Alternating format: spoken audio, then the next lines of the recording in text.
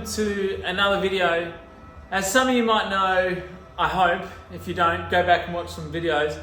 Over the last year, essentially, I went to Japan and was competing in a competition over there, and I bought probably one of the sickest cars, definitely one of the sickest cars I've ever driven, an S15. It was pretty badass, had a whole bunch of aftermarket stuff done to it. It was fast, it was loud, it looked badass, and like I said, more importantly, it was one of the most fun cars to drive.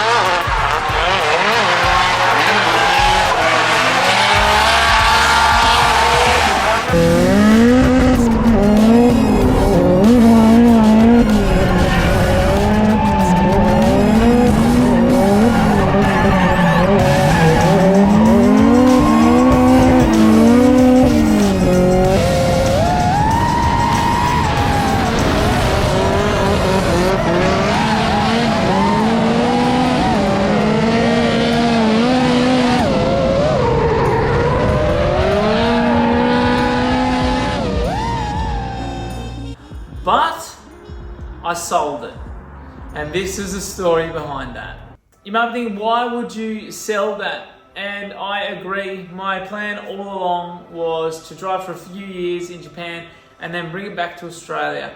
But I realized that with my plans for this JZX and traveling the country and having it out of the state, I was going to be left with no car here to compete in my home series with my friends and with, a whole bunch of people that I love driving with. And so I really need another car here.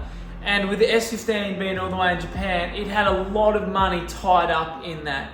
And so what I've done is I've sold the S15 and I've bought another car.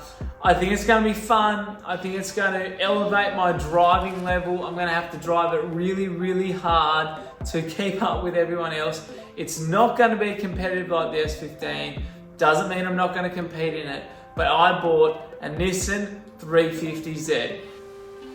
Now I know you might be thinking, Taylor, a 350Z sucks in comparison to an S15, and it does. But the benefit of it is, it was literally half of the price of what I sold my S15 for. And so I've got a bunch of cash left over.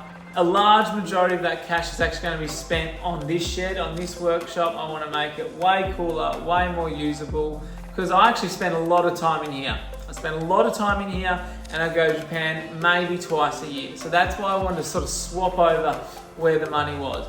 But I also want to use some of that money to either finish building my KE70 or sell that whole project and buy something else that's ready to rock and roll.